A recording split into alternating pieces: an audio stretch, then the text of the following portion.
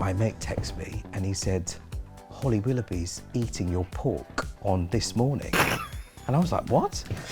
And I turned the TV on and she's there with Philip Schofield. They've got our advent calendar and they're eating through our packets.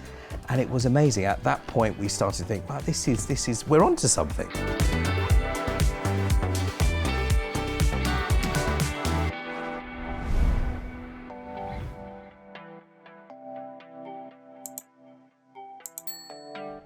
Hi everybody and welcome to FEBE Founder Stories, and it's absolutely brilliant to be joined today by Udi Silva. How you doing, my friend?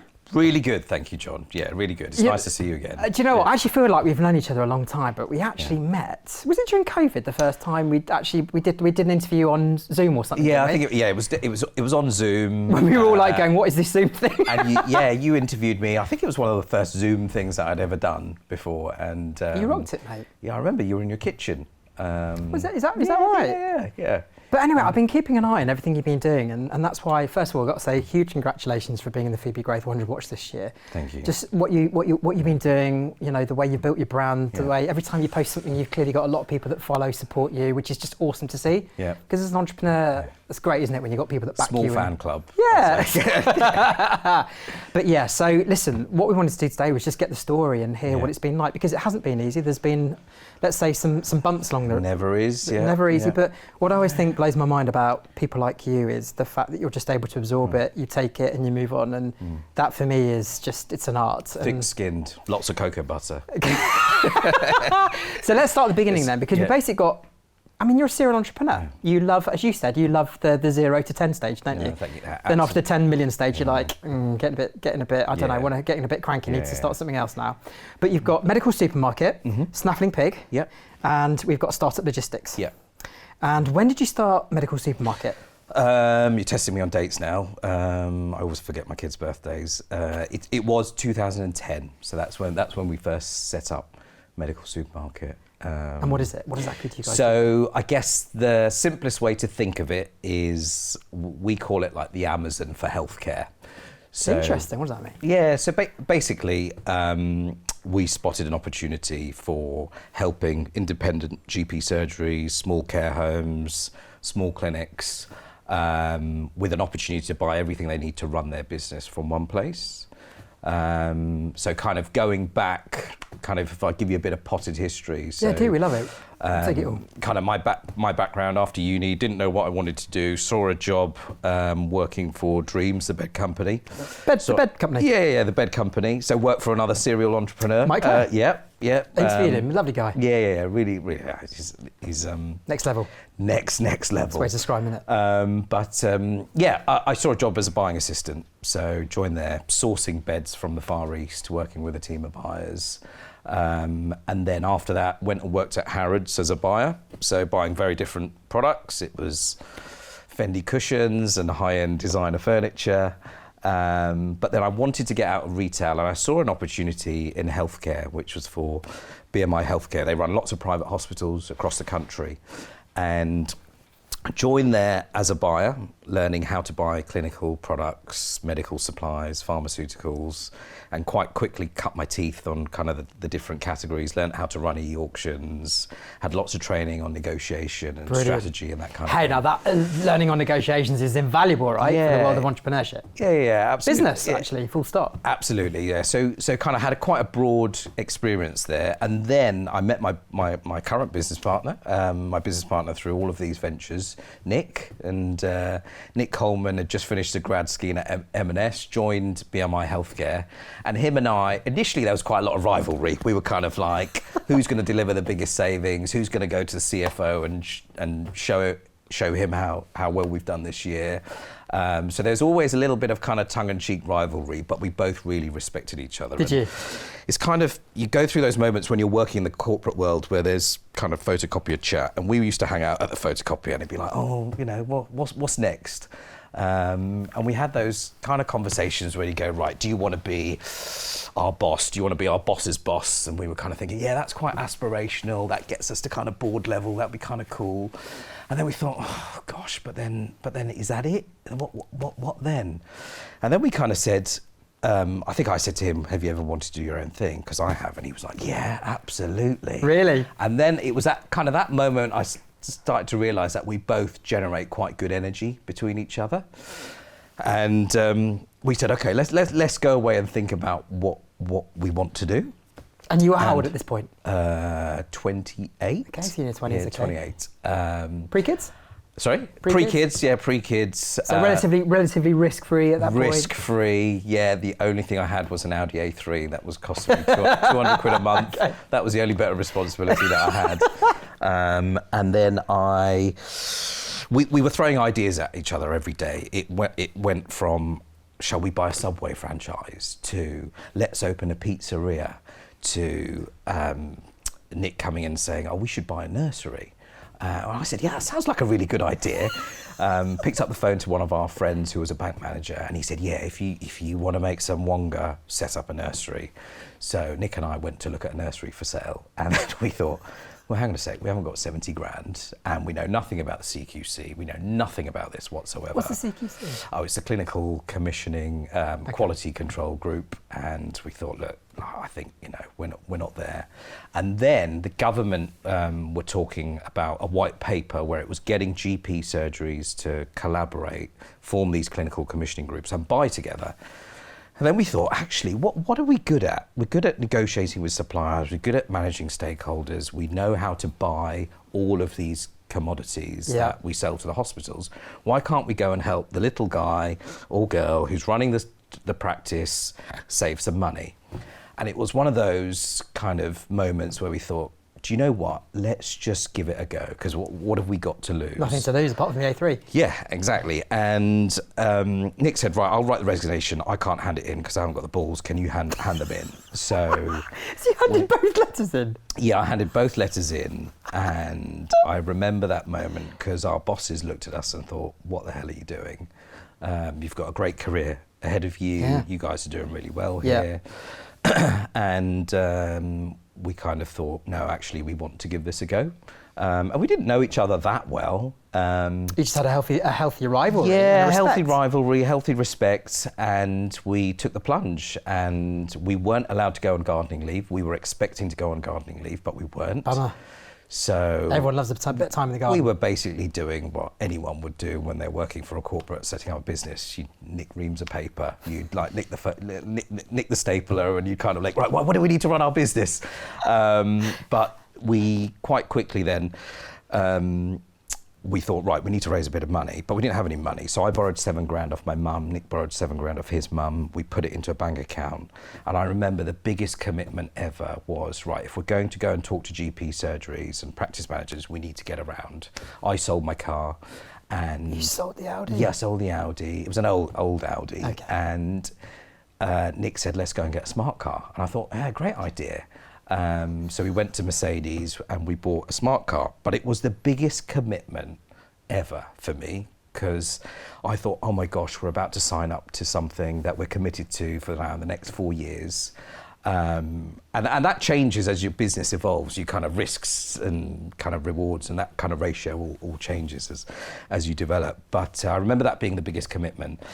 And then we just bought a couple of laptops, a couple of IKEA tables, and we sat in my spare bedroom in my flat and we just cold called. We didn't know what we were doing. We set up a business and we cold called all day long, and we only stopped to have a cheese toastie. That is the only time we stopped. And our whole sell was basically, we can save you money. Because we've done it before, we've done it in a big corporate, and we're going to show you how to save money. But the business model, John, was completely flawed. So what happened then was, it's kind of like, I guess the stars align. I had to go on a stag do for a friend of mine in Vegas, and he was a software developer.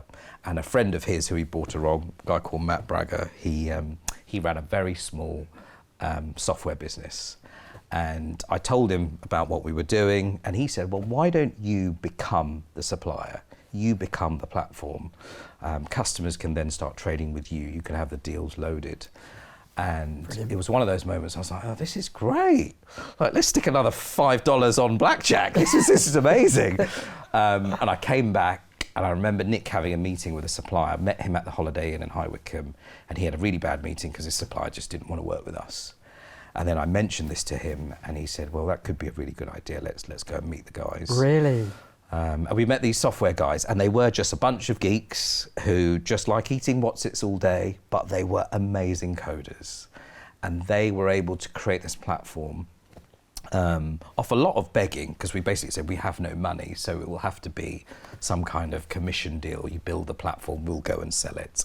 And that's how we transformed that business. It went from loosely becoming a bit of a consultancy model to actually becoming like a platform where customers could trade. I remember our first order, John, it was for Emsworth Surgery, and they bought Duracell batteries. And I was so happy. We printed out the order, we framed it. Still framed today? Still framed today. And I think beautiful. we made like 18p on the order, but it was like, yes, it's working. This is working. And so to go to today, you've built that into a multi-million turnover business, so shy of 10 million, right? Yeah, just shy of 10 million. We've got about 22 staff there. Brilliant. And it's all run by our kind of third employee who came in as a terrible salesperson, but actually... Would they be okay to hear that? He was so bad, yeah, honestly. He'll be fine with it because he now runs a show. Okay, so he's a top. Yeah, guy. he's half the age of Nick and I, but he's so much maturer than both of us put together. And I think one of the things I realised quite early on, I'm still realising, is I'm starting to understand what my skill set is, and it is taking a concept from nothing, building it to a point, but then when it gets a little bit too steady state, that's when I kind of need to set free. So that's really interesting then. This is what I really want to explore in today, because I think you're quite quite unusual and very interesting in the terms of you get couples get a 7-year itch. I haven't. I'm not sure about my wife though. I think she had that a long time ago. But but there's a business. Not for this podcast. But there's a business.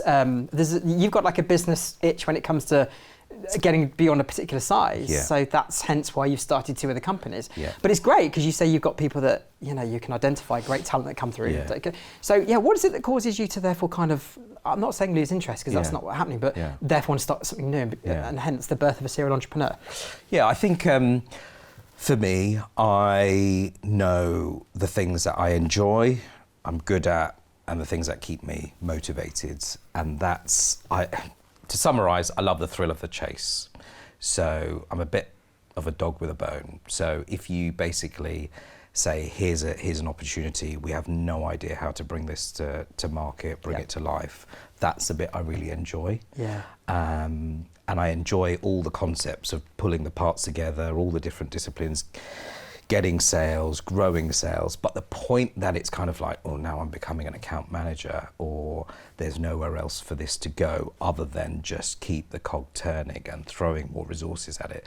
That's when I'm like, oh, I think I've expired, and there are much better people that can come in and run the steady ship and grow it organically. And that's the right time for me to step away and think, right, what's the next thing? And so that takes us to Snaffling Pig. Yeah. Is that a good point, I guess, to that? Snaffling Pig. And this is, again, it's Nick and I's dynamic, and it's the energy, and it's how we egg each other on. And Nick, prior to me, started to kind of think, right, what's the next thing? I was still quite involved in Medical Supermarket, and he said, look, let's come up with a bet. Let's have a bet. Let's start something else. At this point, we had a warehouse in Aylesbury, and he said, let's go out and come up with an idea, and let's just bet each other, a steak dinner, which I never bought him, by the way. And he had a really creative idea, because he came back and he said, I tell you what we need to do, and it's pork scratchings. And I was like, what? And he said, yeah, pork scratchings. Beer's gone craft, popcorn's gone gourmet. No one's done anything with pork scratchings. And for me, it just brought back memories of just at university, when you're in the pub, got a couple of quid, what do you buy? You buy a packet of pork scratchings. And for Nick, it was playing darts with his dad when he was a kid. And then we kind of thought, well, if you look at the category, it's a relatively small category, but actually there's no personality, there's no branding, there's no flavours. So it was, okay, we could possibly add a bit of innovation here. Between us, we started to think, well, how can we take this brand a little bit further? Medical supermarket. Yeah, I know. I mean, the guys in the medical warehouse, when bags of pork scratchings were turning up, they were like, what do we do? Like, what the fuck is going on?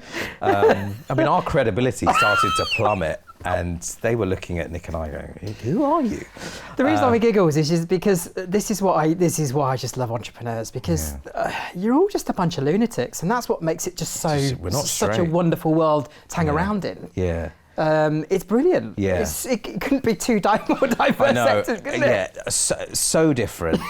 But arguably, it enabled us to then throw our passions at a brand. Yeah. Whereas medical supermarkets are very business to business, very serious. It's a reselling business.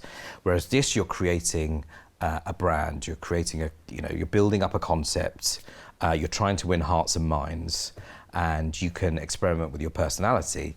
And we thought, okay, here's an opportunity for us to kind of really develop this category.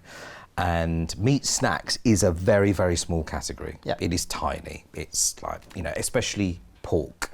And then we started to think, right, how could we grow this? Because we knew who the big players were, and the big players were owned other crisp brands and popcorn brands, etc. And we thought, well, how can we make this better? And we built the kind of foil packets, and we started selling them in foil packets like you get crisps. And then we thought, no, there's probably something else here. And then we saw someone selling a jar of popcorn, and we thought, jar of popcorn? I wonder if you could do a jar of pork crackling. And then we thought, okay, this is quite interesting. Let's just, and it comes down to one thing I stand by, John, is MVP, minimum viable product. So it's a bit like the Pareto theory. If you think there's something in it, just give it a go. So we just filled up some jars of pork crackling, bought the jars from Homebase for £4, filled them up with crackling, stuck them on our website, and retail them for like £15, and they started to sell. Really? And we thought, hang on a sec, this is really interesting, because I think you couldn't gift crisps, but you can chocolate, you can kind of popcorn, and because it's a bit of a guilty pleasure, we thought, okay, this is quite giftable. And then that led us to kind of think about other things, and you'd walk around the gifting aisles at the premium shops, and then we saw advent calendars, and Nick said, let's do an advent calendar of pork scratchings. And we asked our manufacturer, and they were like, oh, don't know, we'll give it a go. So we created these small packs, because we had really good packaging relationship at medical supermarket, we spoke to our packaging guys. Yep. Kind of all of these things kind of start to slot in. Yes. And he said, yeah, we could build something for you. Built a tray, built the packets, and that advent calendar is our biggest selling line. It is phenomenal. Yeah, we sell 50,000 a year. It's in John Lewis, Selfridges, Harvey Nichols, online. We've even started exporting to Sweden. And the turning moment was, I think I was in the gym one morning, and my mate texted me, and he said, Holly Willoughby's eating your pork on this morning. And I was like, what? And I turned the TV on, and she's there with Philip Schofield. They've got our advent calendar, and they're eating through our packets. And it was amazing. At that point, we started to think, wow, this is, we're onto something. This is great. And the whole kind of, what we started to think is the pork snacks market was this big. It was kind of 40 million, but the gifting market in the UK is worth several billion. And we thought we can now take this brand into the gifting category in a much bigger way. And that led us on to creating beers. We've got hot sauces. And it's the minimum viable product. Do we think applesauce will sell? Don't know. Let's just buy some from Waitrose, stick a Snaffling pig label on, and see what happens. Had you been on Dragon's Den by this point? No. So we had been on Dragon's Den. And you got investment from Nick Jenkins. Nick Jenkins. Moonpig. Yeah, that's right. So Nick Jenkins. So that was a success, and that must have got a lot of eyes on the product. Yeah, it got a lot of eyes, and I think the whole piece around Dragon's Den is raising your profile. So Dragon's Den was really useful because Nick helped us open doors. He was very open and honest. He said, look, I know nothing about food and drink, but I'm here to support you. And he was great. He was great with financial discipline, great with us setting a bit of strategy, and also helped us open the doors with some of the grocers. Yeah. Because by default, you can pick up the phone to the buyer and say, hey, we were on Dragon's Den and Nick Jenkins wants to join us in the meeting. Brilliant. Can we bring him along? And it was great. So it helped us open Tesco's, helped us get some leverage with the other grocers as well. So now let's go to one of the most difficult things that's happened in your entrepreneurial journey. Yeah. Which was over the years then, because they are delicious. You know, I remember, and you're so right. You've made it into a dirty guilty pleasure. Yeah. Into just a, do you know what, sod it. It's a lovely pleasure. Yeah. But getting great traction. You know, I could see all the time out there, people talking about your products, and then you had a major fuck up that happened. Major fuck up. Yeah. And I think what's so hard to hear about, and please share the story in a moment, is the wheels come off. Yeah. Nothing to do with you. Yeah. But it becomes everything to do with how you therefore resolve it and move forward. Tell us what happened. Yeah. So we'd grown the business organically again. We started to invest quite heavily in sales, social media, etc. You're up to about 8 million turnover at that point? Yeah. And then we basically, what happened is Nick was on holiday and I got a phone call from our factory and they said, really sorry, really bad news. Tomorrow on the Food Standards Agency website, you'll see an article basically saying that there is salmonella in your product. And it was like, bosh. And I just had a sales meeting. I was thinking, what does that mean? Because we're a relatively small brand. And I needed them to kind of coach us through what we needed to do. And he basically said, look, there's probably going to be a recall. And I was like, a recall? So take product off the shelves? And he was like, yep.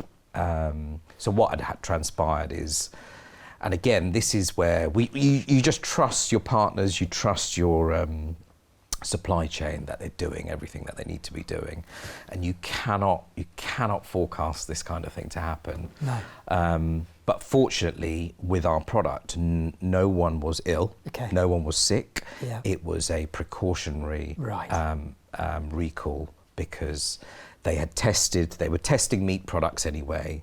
And several brands in the past had some massive repercussions with their brand. And with ours, they picked up a trace in a Tesco store and that triggered, factory needs to close whilst we investigate.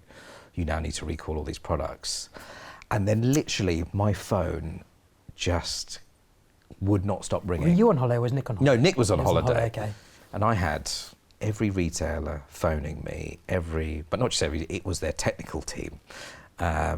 Like WH Smith, John Lewis, Harvey Nichols, Morrison, Sainsbury's, everyone saying, seen the Food Standards Agency alert, what are you going to do? And I was like, I have no idea whatsoever. Nick was on holiday, I thought, I've got to speak to him, and he was like, that's it, we're done.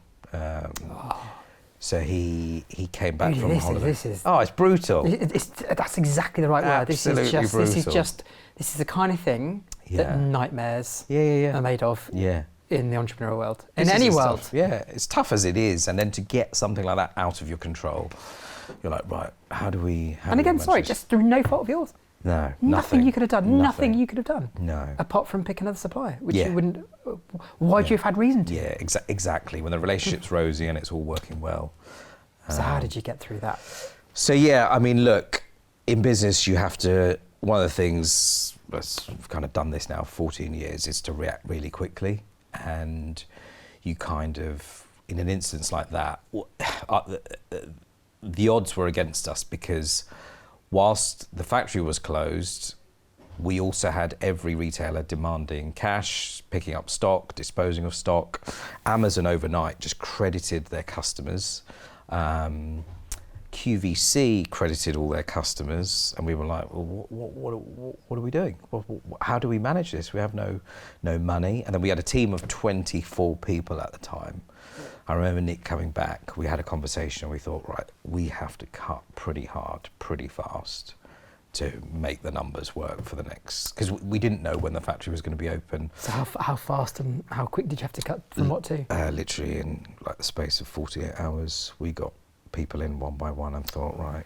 And that's tough when you're building a challenger brand. Yeah. It's all about personality, it's all about the people you've got around you, and they become your friends, they become your buddies, you socialise together. That was tough. We had built a great team, and still to this day, that team was incredible, and we had really high hopes. And we actually had started building a deck to exit the business. Really? Because we thought, okay, we've built this to a point now. That's a great turnover to have. Especially someone would see a great entry point to buy it. Especially in our category. Yeah, we had taken the brand to on-trade pubs, to grocery, to gifting. The brand was out there. So online was like booming. And we had this network of investors as well. And then we just had to, dramatically change how we were doing business. We had no stock. We were a pork crackling business with no pork crackling to sell. The only thing we had was peanuts, beers. We had barbecues because we had the big green egg replica, which was the pig bluey, we call it.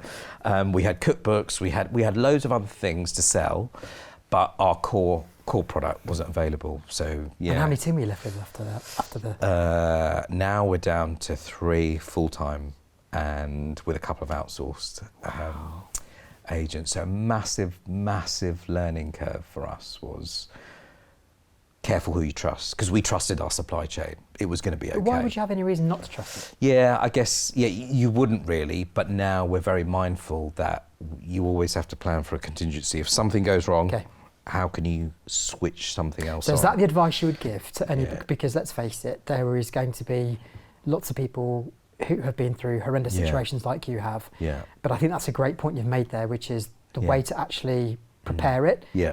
Sorry, the way to think about what you do next is you just got to have so many contingency, a contingency plan. Yeah. Which means if this happens, bang, you're just ready to go straight into that B mode or whatever. Yeah. So having some kind of someone in your business needs to be keeping an eye on what if that fails, what if that fails, how do we recover from that. So that was a really difficult time for us, plus it was kind of the start of COVID as well, so we had to think really quick, and this goes back to how you're kind of wired, and because we look at opportunities, we were on LinkedIn, and there was the head of environmental for Asda put on a post, we need sanitizer quickly. And then Nick and I were like, well, we buy sanitizer in our medical business. Okay. So how can we supply Asda?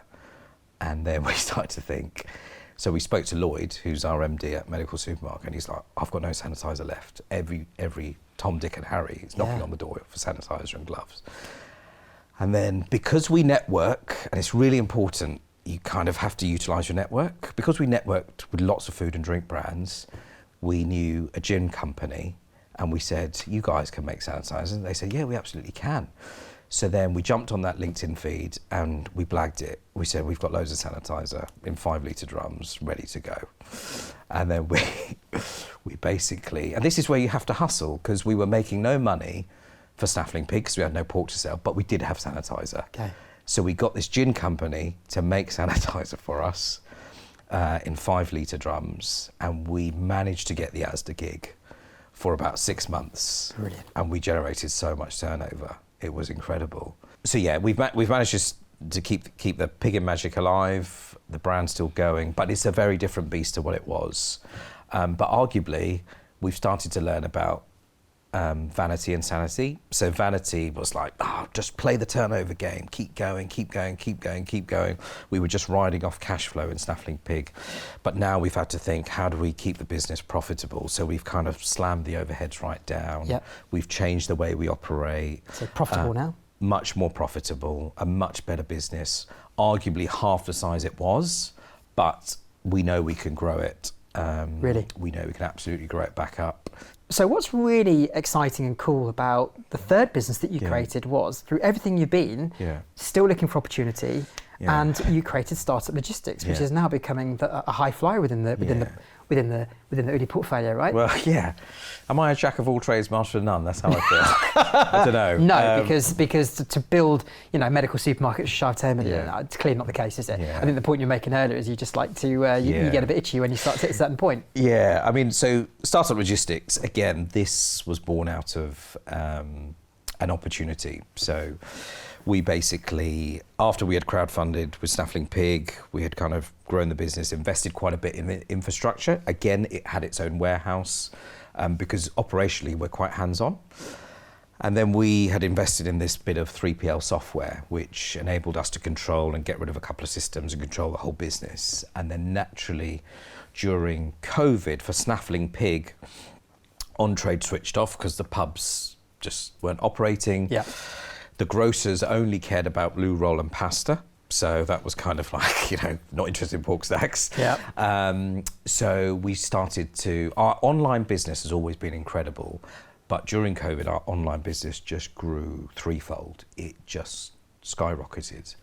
And we had the whole team working in the warehouse, just picking and packing orders, or filling bottles of sanitizer. We were just sweating the business out. And then what happened then was our network again. We had a few phone calls from a few other brands, and they said, "Hey, you guys are smashing it online. Can we send you our stock? And could you look after it for us and pick, pack and ship the orders?" And we said, it goes back to that, say yes, worry about it later. And we call it Startup Logistics because initially it was to help startups, but then our biggest customer is a beer company owned by AB InBev. We look after all of their distribution. And then we've also started to venture into clothing and apparel. So a lot of merchandise that goes into JD Sports and Sports Direct comes through our warehouse. So you are a serial entrepreneur, there's no doubt about it. And you've got these 3 businesses. And it feels like Snaffling, you've turned it around and you've got it now to a point where it's stable, it's got the brand, it's got such great will from the retailers. Yeah. Medical supermarket, which continues to go from strength to strength, and now the excitement of startup, which feels like it's literally going to, hopefully hockey stick. Yeah. Well, what are you going to do with the fact you've got 3 businesses, only so much of you and time? What's the plan there? So I think, John, I like the word entrepreneur, but I also dislike it because I don't feel like you are a proper entrepreneur until you exit something. Really? And that's a bee in my bonnet. I need to feel like I've created something and then I've let it go and it's still continuing, but it's under a different guise. So that for you is the definition? That for me. Absolutely the creation, being part of the journey, growing something, exploring new markets, all of that, all the trials and tribulations getting there. But I think the next stage is to exit. And I think for me, it is, we're going to look at an exit medical supermarket and Snaffling Pig. And that's kind of the next stage in breaking news. Next stage in our journey. And it's kind of one of the things that I, across all these 3 businesses, I start to learn quite quickly is that I need to exit myself as quickly as possible because there are better people around me that do a better job at certain things. So moving the businesses on is absolutely the right time for Nick and I because we've built Medical Supermarket up. It's got a great management team. That is a business in a box. That is a fantastic business for someone to pick up and absorb. And you've done the great thing if you built it that doesn't rely on the founders. Doesn't That's rely the on hardest us, one, the hardest thing to do. Which is the toughest thing because in Startup Logistics I meet a lot of founders and they're very reliant on themselves and not handing over any power to anybody else to manage, etc. And I think you have to find that sweet spot as to when the right time is. And with Medical Supermarket, it's got a great management structure in place, great team, very loyal.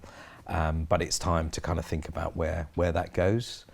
And it's the same with Snaffling Pig. We have had a phenomenal 8-9 years in that business. It's been great fun. We have taken Piggy to lots of different markets and it's now time to start to think about, where else can we, because there's only so much when you're bootstraps in terms of kind of where you can take your business. And I think that's a great opportunity for someone, either a trade partner or someone looking to enter the market, or bolt on as part of their suite of other products.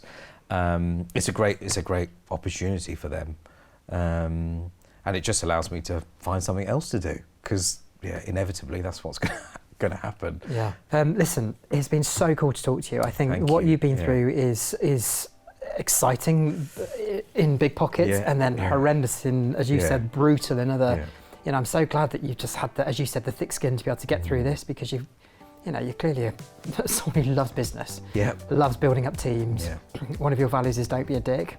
Absolutely. So, I can imagine there's a pretty good buzz in your place, because everyone's themselves and being real and what have you. But huge congratulations on just keeping on going, building up great things. And I just wish you so much success in the future. And I'm so proud you're in our G100 watch list this year. It's going to be great to have you part of the gang and, get to see you more and more, mate. Thank you, John. Appreciate it. Yay, thank you. Brilliant.